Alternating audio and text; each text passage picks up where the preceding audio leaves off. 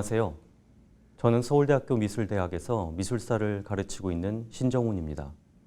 오늘 말씀드릴 내용은 전후 한국에서 추상이 어떤 삶을 살았는지에 대해 한 이야기입니다. 20세기 한국 미술에서 추상은 선진적인 미술을 대표하곤 합니다. 그러나 추상의 전성기는 50년대 말에서 70년대에 이르는 약 20년이 조금 넘는 기간이 아니었나 생각됩니다. 추상은 사실주의 아카데미즘을 넘어 한국 미술의 현대화를 위한 방법으로 전쟁 직후부터 논의되었고 1950년대 말에서 60년대 초 앵포르멜 추상이 확산되고 안착하면서 이내 대한민국 미술전람회, 즉 국전의 지배권을 소위 구상과 양분하기에 이릅니다. 그리고 70년대에 들어 모노크롬 추상은 갓 형성되기 시작한 국립미술관, 갤러리, 잡지, 시장이라는 제도의 네트워크의 보증을 받으며 한국 미술의 주류가 되죠. 그러나 80년대에 한국 미술에는 추상의 오랜 지배로 비켜서 있던 삶의 이야기를 복구하려는 경향이 부상하고 추상은 그 독보적인 위상을 마감하게 됩니다. 이처럼 20세기 후반 한국 미술에서 추상은 부상하고 안착하고 지배적이었다 비판받는 그런 부침의 역사를 겪게 됩니다. 그 역사를 살펴보는 일은 전후 한국 미술을 이해하는 데에 핵심적입니다. 왜냐하면 추상은 한국 미술이 풀어야 할 여러 숙제들, 즉 현대, 전통, 전위, 현실, 이식, 주체 등을 둘러싼 여러 쟁점들이 결부되고 또 다뤄지는 장이었기 때문입니다.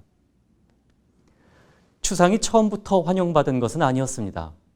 1930년대 말 일제강점기 조선화단에 전위, 현대 같은 기대 섞인 구호들을 통해 소개되었지만 기다리고 있던 것은 환대보다는 반감에 가까웠습니다. 이는 추상이 전쟁기인 일본에서 급진적이라 폄하된 일도 일조했을 것입니다. 그러나 조선의 미술가들에게 보다 근본적으로 추상은 한국인의 생리나 미감과 맞지 않다고 여겨지는 면이 있었습니다. 사실 당시에 추상이란 면과 각이 두드러진 기하학적인 것을 의미했습니다. 그것은 이지적인 원리에 근거를 둔 차가운 분위기를 내는 것으로 다름 아닌 서구 근대 문명의 합리적 정신과 공명한다고 여겨졌습니다. 이처럼 추상이 근대성 혹은 모더니티의 시각 어휘라는 점에서 추상에 대한 관심은 사회의 발전에 대한 기대감과 무관하지 않았습니다. 그러나 바로 그 이유로 추상은 우리와 맞지 않다. 아직 우리는 추상을 할 조건이 되지 못한다. 혹은 그것은 미술이 아니다. 라고 하는 그런 말들이 나오게 됩니다. 도안이나 장식으로 폄하되기도 했고 그렇지 않으면 상당한 교정을 거쳐서 한국적 변환이 모색되었습니다. 해방 직후 김환기, 유영국의 작업처럼 기하학적 면모는 자연 풍경이나 전통적 기물 모티프를 통해 완화되어 한국적 추상의 모색이 타진되었습니다. 그러나 한국전쟁 이후 사태는 급변했습니다. 지속되는 불안한 시국과 전쟁의 파국을 겪으며 한국 미술은 국제적으로 고립되고 뒤처져 있다는 그런 걱정이 엄습했습니다. 이런 상황은 현대의 열망이라고 부를 수 있는 것에 불을 지폈습니다. 그것은 다름 아닌 서구의 최신 경영을 도입하여 한국의 토대를 세우겠다는 그런 열망이었습니다. 사실 이 열망은 모방, 이식, 추종과 같은 그런 비난을 동반할 수도 있는 것입니다.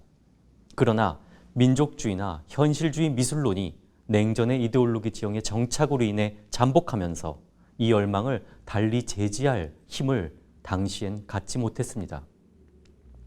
추상은 매력적인 선택지였습니다. 자연이나 외부 대상과 절연하고 문학의 서사성과 결별한다는 점에서 과거의 미술로부터 급진적인 전환을 의미했습니다.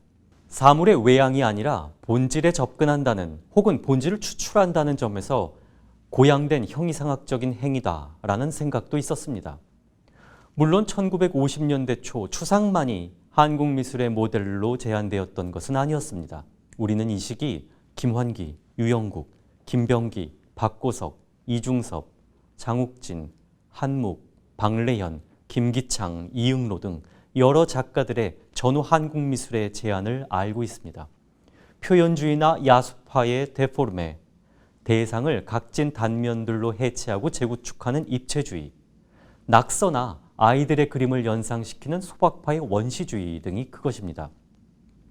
추상은 처음에는 이들과 함께 때로는 최대한 느슨하게 정의되어 이들 중 몇몇을 포함하면서 관학파 사실주의와는 구분되는 제야의 미술로 자리합니다. 1950년대 중반으로 이행하며 추상은 조금씩 유일한 선택지로 좁혀지는 듯 보입니다. 그런데 추상이 한국 미술에 안착하는 데에는 일정한 교정이 있어야 했습니다. 이전의 기하학적 면모와 이지적인 접근법이라 이해되는 추상은 그에 따른 생경함이나 위화감을 덜어내야 했습니다. 따라서 이 시기 추상은 기하학적인 것이 아니라 표현주의적인 것이다 라고 하는 그런 인식이 생겨납니다. 표현주의적인 추상, 그것은 분명히 익숙한 것이었습니다. 즉흥적이고 감정을 불러일으키는 붓질은 동양의 미술적 전통과 닿아 있다고 생각되었고, 또 무정형의 알 수 없는 형상은 말로 형언할 수 없는 전쟁 직후의 혼돈에 대한 반응이라는 인식도 있었습니다. 이렇게 기하학적인 것에서 표현적인 것으로 추상의 모델이 전환되는 일은 그러나 한국 미술계만의 일은 아닙니다. 유럽이건 미국이건 합리적이고 질서정연한 세계에 대한 유토피아적인 관념을 담고 있는 기하학적 추상은 2차 대전 이후 이전과 같은 설득력을 갖지 못했습니다. 이제 미술은 인간의 시면에 놓인 비인간성을 그리고 의식을 관장하는 듯 보이는 무의식을 다뤄내야 할 필요가 있었습니다. 이렇게 2차 대전이든 한국전쟁이든 전쟁 이후의 미술이었다는 점에서 한국과 구미의 조건은 유사한 면이 있었습니다. 사실 한국 미술에서 전쟁 직후 폐허 속에서 널리 퍼진 불안의 요체는 우리는 그들에 비해 후진적이다라고 하는 것인데 사실 동시적인 면이 있었습니다. 이 기묘한 동시성은 1950년대 말에서 60년대 초 격정적인 붓질과 감정으로 충전된 그런 앵포르멜 화면이 확산되고 안착되는 사회적이고 심리적인 배경이 됩니다. 앵포르멜 회화의 확산을 통해서 한국 미술은 현대적이면서 전위적인 것이라 경험하게 되었습니다. 비대상적, 비제현적이라는 점에서 선진적이고 또 강렬하고 공격적인 화면은 기존 질서에 도전하는 그런 전위적인 태도로 읽혔습니다. 1960년 4.19 혁명과 1961년 5.16 군사정변으로 말미암은 물론 그 둘의 정치적인 의미는 다르지만 기성의 것과 결별한 새로운 사회에 대한 기대의 분위기도 앵포르멜 회화의 확산에 한 몫을 했습니다. 그 젊은 미술가들은 이제야 비로소 자신들이 근대 미술도 모던 아트도 아닌 현대 미술을 한다라고 생각할 수 있었습니다. 이렇게 현대, 전위, 추상이라는 50년대 한국 미술의 주요 목표가 바로 앵포르멜 화면에서 하나가 되었다라고 말할 수 있을지 모르겠습니다. 앵포르멜 추상의 안착은 한국 미술에서 추상의 위상을 한층 더 높이는 그런 계기가 되었습니다. 국전에서 추상은 이제 아카데미 구상과 어깨를 나란히 하게 됩니다. 그러나 이 사태는 전쟁 직후 계속해서 내달려온 추상을 근본적으로 성찰하는 계기가 되기도 했습니다. 사실 앵포르멜 화면은 그 명칭이 가리키듯 그것이 한국의 미술인지 국제적 유행인지를 둘러싼 의심으로부터 자유롭지 못했고 또 그 확산은 질적으로 자격을 갖추지 못한 아류의 양산을 시사하는 것이기도 합니다. 그러면서 추상은 위기를 겪습니다. 정교한 묘사 능력을 갖추지 못한 이들이 달려가는 곳이다 라고 하는 그런 비난도 이때 제기되죠. 1960년대 초반에서 중반으로 향하면서 앵포르멜 열풍은 가라앉습니다. 동시에 추상에 대한 관심도 주춤하게 됩니다. 이제는 오히려 추상보다 구상이 관심의 대상이 되었다라고 말할 수 있을지 모르겠습니다. 여기서 구상이란 통상적인 의미인 아카데미 사실주의를 말하는 것은 아닙니다. 이 시기 평론가나 미술가들 사이에는 그런 의미의 추상 이전의 것으로서의 구상이 아니라 추상 이후의 것, 즉 추상의 교훈을 섭취한 구상의 가능성이 논의되기도 했습니다.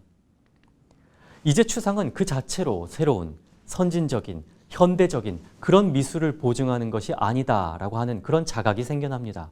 게다가 국제적인 동향 또한 추상에서 구상으로 이행하는 듯 보였습니다.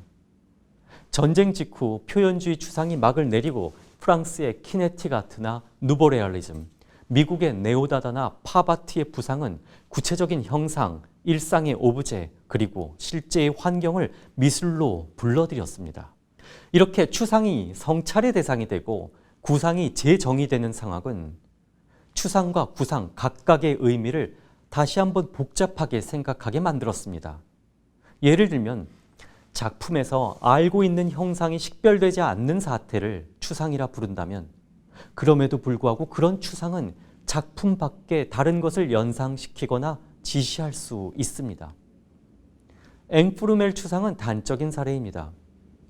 그것은 점, 선, 면의 순수 조형이라기보다 공격적인 붓질, 거친 표현, 그리고 어두운 색의 거대한 화면을 통해 전쟁 직후의 혼돈, 무질서, 컴플렉스로 가득한 상황 혹은 그를 극복하는 의지와 연관되어 읽혔습니다. 또한 구상이란 작품에 알고 있는 형상이 식별되는 것일진데 네오다다나 팝의 일상의 물건과 이미지는 그 자체로 명징한 직물성으로 인해 그것 외에 다른 어떤 이야기나 연상으로 이어지지 못하는 그런 면이 있습니다. 이처럼 추상은 구상적일 수 있고 구상은 직물적일 수 있습니다. 그러면 직물적인 추상에 대한 생각도 가능하겠죠. 어떤 연상이나 환영도 불러일으키지 않는 추상, 그에 대한 고민이 진행됩니다. 이렇게 추상, 구상, 직물의 복잡해진 관계는 1960년대 말 한국 미술가들의 탐색의 대상이 됩니다. 이 시기 기하학적 추상이 1940년대생 새로운 세대의 작가들에 의해 구사되고 추상은 다시금 새로운 전기를 맞습니다. 직선, 사선, 지그재그 형태의 띠 혹은 삼각형, 사각형, 원통형 모티프가 반복되어 패턴을 이루는 이른바 하드 엣지 화면이 등장합니다. 이와 같은 추상은 1930년대 말 추상이 이 땅에 소개되던 때부터 기대하던 그런 종류의 것이라고 말할 수 있습니다. 그러나 이전에는 쉽사리 안착하지 못했습니다. 그런데 60년대 말 상황은 달라졌죠. 이 기하학적 조형은 변모하는 한국의 사회적, 물질적 조건과 무관한 것이 아니었습니다. 조국 근대화에 따른 도시화와 공업화가 체감되기 시작하면서 기하학적 형태는 급변하는 사회의 시각 형태로 간주되었습니다. 규격화, 표준화, 효율성에 따라 무의도적으로 나온 건축적 혹은 산업적 산물의 외양과 공명하는 것으로 말이죠. 기계미학이라는 말로도 설명될 수 있을 것입니다. 이런 맥락에서 보면 60년대 말 기하학적 추상도 구상적입니다. 그 자체 외에 다른 것의 연상들을 동반하는 것이기 때문입니다. 실제로 도시의 미술, 파이프의 화가, 메카닉한 형태 등의 표현이 당시 오리진 그룹이나 아방가르드 협회의 기하학적 추상 작가들에게 붙여지곤 했습니다. 그러나 60년대 말 추상의 기계미학적인 탐색은 시각적인 차원을 넘어서 감수성의 차원으로 확장됩니다. 즉, 차갑고 냉담한, 엄정하고 익명적인 감각을 전하는 그런 화면을 만드는 것에 대한 관심입니다. 이런 관심은 당시 기하학적 추상에 영향을 준 서구의 옵아트에 대한 논의들, 그리고 미국의 미술평론가 클레멘트 그린버그의 모더니즘 미술 이론의 영향 속에서 작품 그 자체의 감각적 자극에 집중하게 만들고 그러기 위해서 그 작품 자체의 감각적 자극을 방해할 수 있는 다른 해석이나 연상으로 나아갈 수 있을 가능성을 최소화하는 그런 화면에 대한 고민으로 이어집니다. 그림에서 어떤 이야기나 의미를 찾기 위해 이런저런 생각들을 하지 않게 만드는, 따라서 주관적인 투사나 해석의 여지가 별로 없는, 그래서 객관적인 감각적 자극에 집중할 수 있어 명료하고 신선한 그런 화면에 대한 것입니다. 반복되는 패턴의 기하학적 형태나 그리드로 화면을 채워내는 일은 그런 화면을 만들어내는 하나의 방식입니다. 왜냐하면 화면 내에 형상과 배경, 전경과 후경처럼 시각 요소들 사이에 위계적 관계를 만들지 않으니 화면에서 중요한 것과 부차적인 것을 구분지으면서 시작되는 주관적인 어떤 해석의 여정을 허용하지 않기 때문입니다. 1970년대는 바로 이처럼 그 자체로 모든 것인 그런 추상. 화면 외부에 있는 것의 대리물이 아닌 따라서 구상적이지 않은 직물적인 추상에 대한 탐색이 진행됩니다. 당시 이것을 일루전, 즉 환영이 부재하다라고 불렀습니다. 당시에는 모노크롬이라 불리고 최근에는 단색화라 통칭되는 그런 회화들이 그 미술들과 연관됩니다. 개성적이고 즉흥적인 붓질 대신 단순히 그리는 행위를 반복하거나 도포된 캔버스를 일정한 간격으로 접고 다시 펴내 안료를 드러내고 메우거나 올이 성긴 마대 뒤에서 물감을 밀어내면서 앞으로 물감이 맺혀서 떨어지는 그런 미술들은 모두 최종적인 화면이 작가의 온전한 통제로부터 벗어나 일정한 규칙, 매체나 재료의 성질 혹은 중력의 영향권 내에 놓이게 만드는 일입니다. 따라서 그 작품에 대해서 작가가 무엇을 의도했다거나 그래서 작가가 그렸다, 표현을 했다거나 하는 말도 또 작품에 어떤 깊은 의미나 이야기가 숨어 있다는 말도 적절하지 않게 됩니다. 오직 보이는 것은 안료, 매체, 재료가 일으킨 시각적인 사건입니다.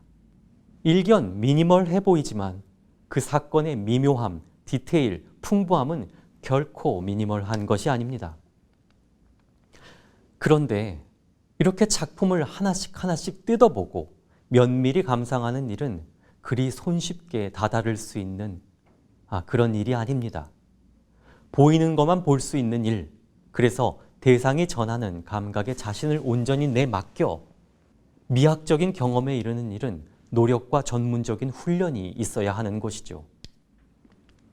많은 이들에게 70년대의 한국 추상은 일견 단순해 보이기에 어려운 것이었습니다. 그런데 그런 미술이 한국적인 것을 시각적으로 구현했다고 논의되고 또 한국을 대표하는 미술로 국제적으로 출품되고 이제 본격적으로 형성되기 시작한 미술관, 화랑, 시장, 잡지 등의 미술 제도의 후원을 받게 되니 대중들의 미술에 대한 괴리감은 전례 없이 커져갔습니다. 나는 이해하기 어려운데 많은 사람들은 최고의 미술이라고 하더라 라고 하는 그런 사태죠. 전문적인 미술의 말은 너무도 위협적이었습니다. 미술은 난해하다, 대중은 소외되어 있다 라고 하는 불만이 이 시기처럼 한국 미술계에 비등해진 적이 없었습니다. 미술의 말과 대중의 말은 동떨어지게 되죠. 따라서 1970년대 말에서 80년대 초 한국 미술에는 다시금 서사와 구상이 전문가의 말이 아니라 일상의 말이 미술의 감각이 아니라 세상의 이야기가 복귀하게 됩니다. 그런데 이처럼 한국 미술 환경은 급변했죠. 그만큼 70년대 추상은 당시 충분한 시간을 두고 이해되거나 감상되었다고 그렇게 말을 할 수는 없을 것입니다. 그래서 이제 우리는 일정한 역사적 거리 속에서 다시금 그 시대의 추상들을 마주하고 경험하고 말하는 일을 다시 하고 있는 것이 아닌가 그렇게 생각됩니다.